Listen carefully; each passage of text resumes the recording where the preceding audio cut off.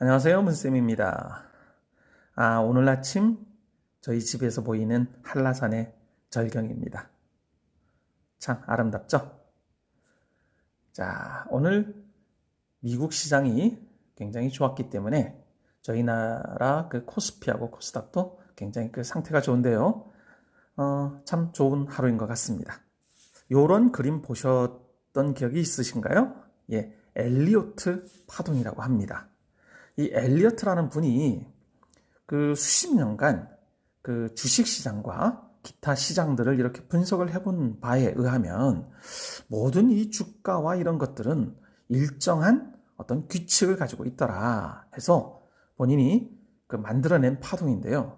자, 제가 이거를 보여드리는 이유는요, 맹신하라는 게 아닙니다. 이거는 참 어떻게 보면요, 좀 주관적인 게 있는 그런 파동이에요. 그렇지만 뭐 전문가들도 많이 엘리어트 파동 하면서 많이 응용을 좀 하시고, 그리고 또 저희들도 한번 뭐 시간이 날 때 한번 차트를 이렇게 HTS에다가 이렇게 그려보잖아요. 그려보면서 내 주식은 어디까지는 한번 기다려봐도 될 수 있겠구나. 아니면 좀 사고 팔 때 있잖아요. 매수와 매도 시 조금 시간이 나실 때 이렇게 계산을 해보면서 좀 응용을 한번 해보십사 해서요. 전혀 모르는 것보다는 훨낫잖아요. 그렇죠? 그래서 제가 한번 주제를 갖고 와봤는데요. 자, 지금 보시면 제가 꼭지마다 1, 3, 5 써놨죠? 그리고 A, B, C 이렇게 해놨는데요. 자, 일단 엘리어트 파동의 가장 기본적인 거는요, 상승파예요. 즉, 자, 1파, 2파, 3파, 4파, 5파. 자, 이렇게 올라가는 파에는 총 5가지의 파가 있고요. 파동의 줄임말이겠죠. 다음 하락 포지션에는요, A파, B파, C파 이렇게 나눠진다는 거예요. 자, 연습 좀 합시다. 자, 1파, 2파, 3파, 4파, 5파 이게 상승입니다. 그럼 하락에는 A파, B파, C파 이렇게 있다. 자, 쉽죠? 자, 다음. 그럼 그 파동이 올라가는 파동과 이 파동 속에는요, 자, 제가 다른 그림을 하나 보여드릴게요. 자, 아까 저희들이 봤을 때는 1, 2, 3, 4, 5파, 그 다음 A, B, C만 있었잖아요. 근데 그 1파 안에도 자그마한, 예를 들어서 우리 요 1파가 뭐 월봉이라고 생각을 하면 그 월봉 안에는, 이 월봉 안에는 자그마한 주봉이 있고 일봉이 있지 않겠습니까? 그래서 요 1파 속에도 1파, 2파, 3파, 4파, 5파 이렇게 나눠진다는 거죠. 자, 그리고 그 내려오는 하락파에도요, 요 지금 2파 내에도 A파, B파, C 그 엘리어트 파동이에요. 지금 이 차트만 봐서는 뭐 그냥 그런가 보다 싶은데요. 자, 꼭 지켜야 되는 법칙들이 있답니다. 자, 그 법칙이 뭐냐? 자, 첫 번째, 그 1번 파동의 요 최고점 있죠? 요 최고점은 이 4번 파동, 즉, 요 점 있잖아요? 요 4번 파동의 최저점보다 1번이 높을 수가 없다는 거예요. 즉, 무조건 이 4번 파동이 1번 파보다는 위에 있어야 된다는 겁니다. 아셨죠? 자, 즉 만약에 요 4번 파동이 만약에 요렇게 내려왔다가 이렇게 올라갔다 칩시다. 그러면 지금 1번 파동보다 밑에 있잖아요. 그러면 이거는 우리가 지금 요 파는 4파라고 보면 안 된다는 거예요. 아셨죠? 즉 그냥 1파, 2파, 그 다음에 요게 이렇게 내려와 버리면 요거 자체가 3파가 아니라 그냥 요거는 1파의 연장선이다 이 말이에요. 아셨죠? 자, 조금 어려울 수는 있어요. 근데 잘 들어보세요. 자, 다음 두 번째 법칙은 뭐냐면요. 자, 2번 파의 요 하락 있잖아요. 요 2번 파의 하락은 1번 파, 요 1번 파 요 제일 시작점 있잖아요. 이 시작점보다 낮을 수는 없어요. 그렇지만 요게 쭉 내려서 같을 수는 있다. 즉 같았을 때 만약에 여기 조금이라도 올라가면은 아 그래 이게 1번 파였고 그리고 이게 2번 파야 라고 볼 수 있다는 거예요. 근데 그거보다 내려가 버리면 그거는 다시 여기가 1번이 아니라 여기가 1번 파동의 시작이 된다는 거죠.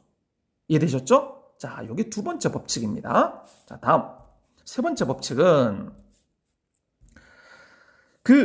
요 3번 파 있잖아요. 요 3번 파, 이 3번 파가 이 상번파가 요 1번 그리고 5번 파보다 적을 수가 없다는 거예요. 즉 얘가 3번 파가 가장 길 수밖에 없고 아니면 뭐 5번 파하고 1번 파고 같을 수는 있지만 1번 파와 5번 파보다 작을 수는 없다 이거예요. 즉 쉽게 생각합시다. 이 3번 파가 제일 길 수가 있다. 그게 보통 일반적이다 이 말입니다. 자, 다음 요게 저희들이 평상시 매도와 매수를 할 때 조금 써먹을 수 있는 부분인데요. 자, 저희들이 어떤 주식이 여기까지 올랐어요. 그리고 다음 우리가 보통 말하는 눌림목이라고 하지 않습니까? 그럼 이 눌림목은 과연 어디까지를 봐야 되느냐? 다음 그리고 그 눌림목에서 다시 올라갈 때 요 정도는 어느 정도로 잡아야 되느냐? 뭐 이런 부분, 그렇죠? 이런 부분일 때 이 3번 파부터 계산을 합시다. 이 3번 파가 제일 긴 파라고 했잖아요. 이 3번 파는 1번 파, 즉 요 밑에서부터 요 밑에 저점부서부터 시작해서 올라간 거 있잖아요. 이 올라간 게 예를 들어서 10,000원이라는 돈이 올라갔다 칩시다. 그러면 요 3번 파는요. 요 밑에 즉 2번 파에서 내려온 이 저점에서 올라갈 가능성이 1번 파가 올라간 거 곱하기 1.618 외워두세요. 1.618만큼 올라갈 가능성이 있다고 그거예요. 자, 다음 혹시 요게 이번 3번 판이 조금 더 연장이 되면 좀 더 길어질 수가 있으면 1.618이 아니라 2.618까지는 올라갈 수가 있다. 뭐 이런 규칙이 있습니다. 자, 요게 무슨 규칙이냐면요. 피보나치 수열이라는 거예요. 자, 이거 참 어려운 건데요. 이 피보나치 수열이 뭐냐 하면 앞에 두 개를 합치면 그 다음 게 되는 거예요. 2가 되는 거죠. 자, 다시 1 더하기 2는 그 다음에 몇입니까? 3이 되는 거죠. 다음 앞에 거 두 개의 합이 그 뒤에 게 된다는 거예요. 자, 이게 피보나치 수열인데요. 자, 이 계산이 뭐냐면요. 자, 1파 내에도 이렇게 작은 파동이 있을 거 아닙니까? 그러면 이 작은 파동에서 요 파에서 요게 5가 나오겠죠? 그죠? 그러면서 이 작은 파에서도 5가 나올 거고 요거에도 5가 나오고 요 작은 파에도 5가 나옵니다. 다음에 이 내려오는 파에서는 3파가 나오겠죠.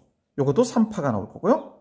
즉 요거를요. 요렇게 3파까지 계산하면 왜 3파까지냐면 아까 저희들이 요거 대비 곱하기 1.618을 하라고 했던 거 기억나시죠? 자, 즉 요 고점이 오려면 요 모든 거를 요까지 해서 다 더하면은요. 요게 34, 요까지 계산하면 34라는 숫자가 나옵니다. 자, 요거 곱하기 1.618을 하면은 55, 즉 여기까지 8을 모두 계산하면 55가 나오거든요. 자, 이런 규칙이 우리가 말하는 피보나치 수열인데요. 자, 1파에서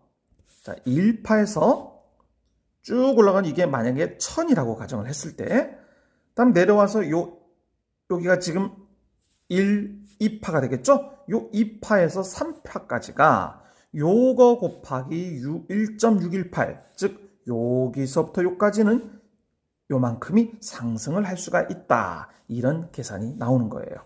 자, 그렇다면 상승파는 1.618이든 아니면 요게 연장이 되면 2.618까지 계산을 하면 되는데 그럼 선생님 하락대는 어떻습니까? 이거죠. 자, 하락파는요. 지금 1파에서 2파로 내려왔고요. 그 다음에 2파, 3파 내려오는데 그럼 요 부분이 있잖아요. 즉, 이 상태에서 요까지, 2파까지 내려오는 건 어느 정도냐? 이것도 뭐 외워두면 됩니다. 자, 여기가 아까 만이었다면 여기에서 그 빠지는 거는 어느 정도냐? 그 1파의 38.2%. 아니면 더 빠져서 아까 1파 바닥까지도 내려올 수 있다고 했죠. 자, 그 전까지 몇 가지 내려갈 수 있느냐? 61.8까지 내려갈 수가 있다. 물론 퍼센트지입니다. 자, 그런데 요 1파, 2파에서는 요까지 내려갈 수 있는데요. 요 3파 있죠? 요 3파에서 내려오는 이 4파는요. 무조건 38.2%밖에 안 된다. 즉 61.8%까지 내려갈 수가 없다 이거예요. 4파에서는. 아셨죠? 자, 그래서 1, 2, 3, 4, 5파까지 올라갑니다. 올라간 상태에서 다음에 이제는 하락장이 생기지 않겠습니까? 그럼 이 하락장에서 이 A파는 솔직히 어디까지인지 감을 잡을 수는 없다 이겁니다.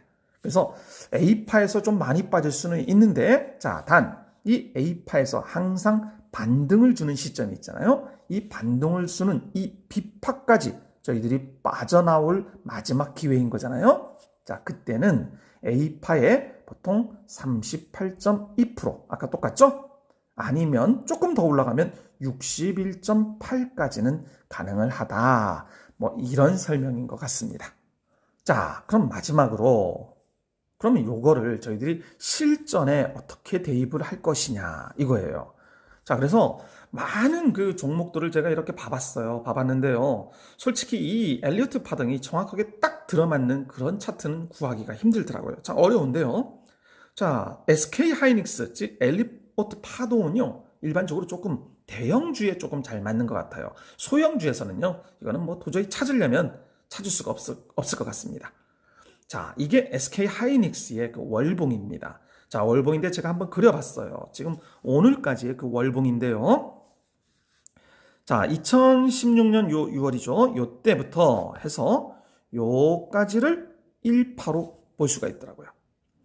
다음에 요게 2파, 그리고 요게 3파, 그리고 요게 4파까지 왔습니다. 자, 그 얘기는 월봉상 지금 1파에서 요까지가 얼마였느냐 하면요. 요게 3만원 정도였고요. 보통 3만원으로 보고, 그리고 요 1파의 꼭지점이 95,000원. 5,000원이었습니다. 그 얘기는 차액이 얼마냐면은 65,000원이 되는 거죠. 자, 다음. 요 2파가 요게 55,000원이었습니다. 그리고 요 3파가 155,500원이죠. 그러면 그 차가 얼마냐 하면은 96,000원입니다. 자, 그렇다면 아까 우리 피보나치 그 계산에 따르면, 자, 요 3파의 요 비율은 요 1파의 1.618이라고 했잖아요. 자, 그 얘기는 이 65,000원에다가 1.618을 더 곱했더니 105,170원 이 정도가 나오더라고요. 자, 그런데 하이닉스는 고까지 못 가고 96,000원 정도의 차익만 생긴 거잖아요. 즉 엘리어트 파동에 비해서는 조금 그 3파가 좀 덜 올라갔다. 뭐 이 정도로 볼 수 있을 것 같아요. 자, 그렇지만 이거를 그 월봉을 봤을 때 이 하이닉스는 다시 5파 파동이 지금 남아있다. 뭐 이렇게 계산을 하면 되지 않을까 싶습니다.